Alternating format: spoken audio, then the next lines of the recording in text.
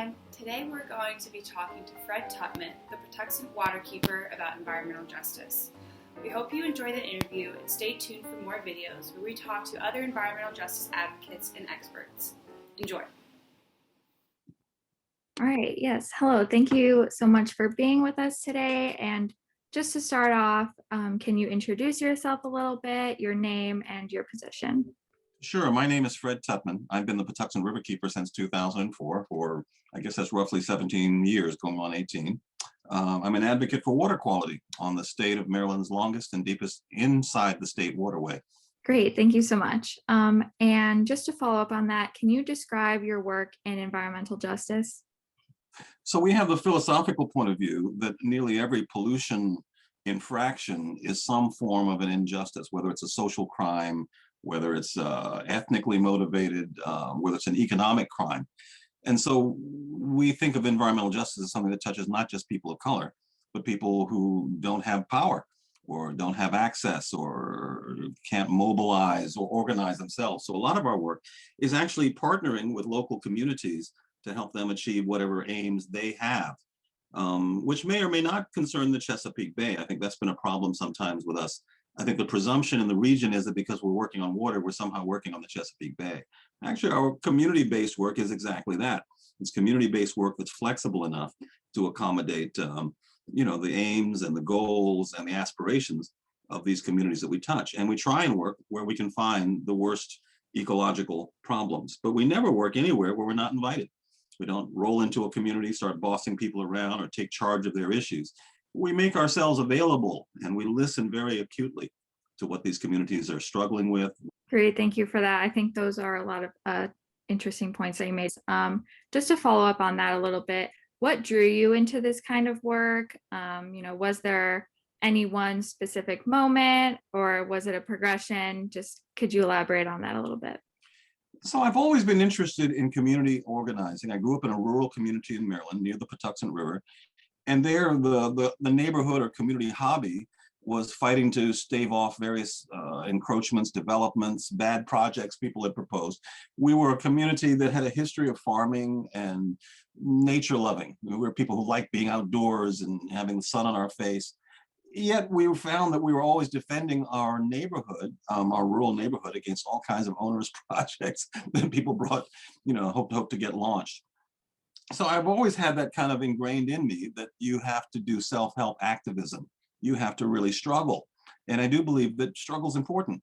Struggle is not the important same thing as a job, however. So people who have green jobs and environmental careers, as worthy as that is, it should not be confused with activism necessarily, right? People who are protecting both their job and the community or the environment have serve dual masters. I think you touch on a really great point, and of course I'm still have so much to learn about this topic, but I've definitely seen the issue of, you can come into these communities, do all the research you want, have all the numbers in front of you want. That's not the same as these lived experiences. It's more than just the numbers. So based on that issue, what can we do to fix that disconnect between the green economy, green jobs, that kind of stuff, which is a good start, but I think we can both agree is not enough. So it's complex. I do believe we need to have better, richer conversations about these issues and these concerns and these problems. And I do believe we have to try harder as people of color, people who are white, people from many walks, to put ourselves in each other's shoes. And that can only occur in an environment of trust.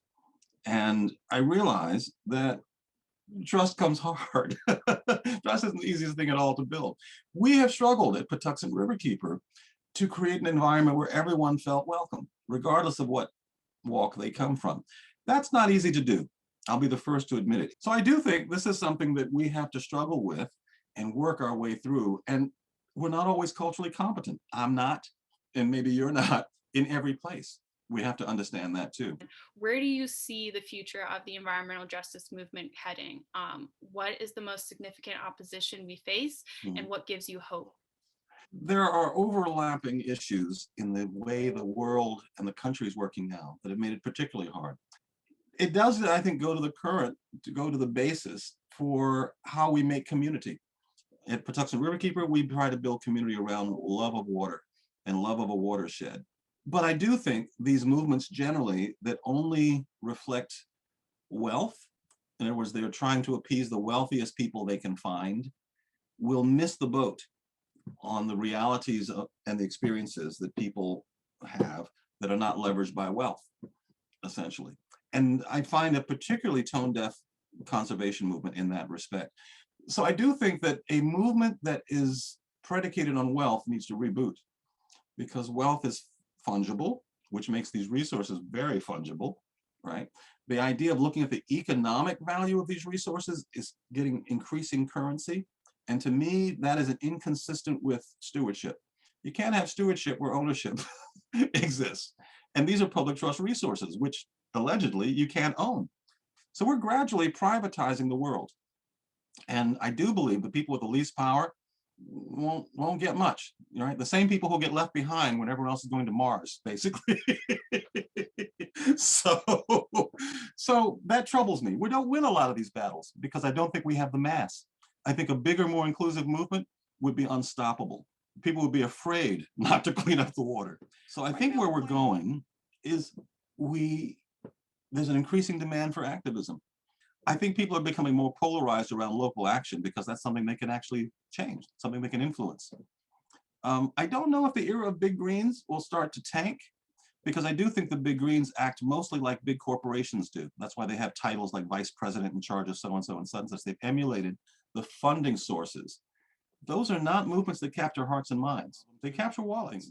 I work in 7 counties, and there are very established clutches of, I don't want to call them wobblies. They're not wobblies. They're not revolutionaries, but they're people who understand that the system's broken and you're not going to get any good results out of it until you fix the system. It's the difference between transformative versus transactional work. The people who just want the trash cleaned up, as opposed to people who want the system changed so we don't have to keep cleaning up the trash, right? The people who want to get reparations out of polluters, as opposed to the people who be just as happy to get a grant of funds to do something environmentally positive from those polluters. Those are really different camps. We had a great time speaking to Mr. Tutman, and we hope you enjoyed and learned something from this video. Thanks for tuning in to hear from Mr. Tutman and his thoughts on environmental justice.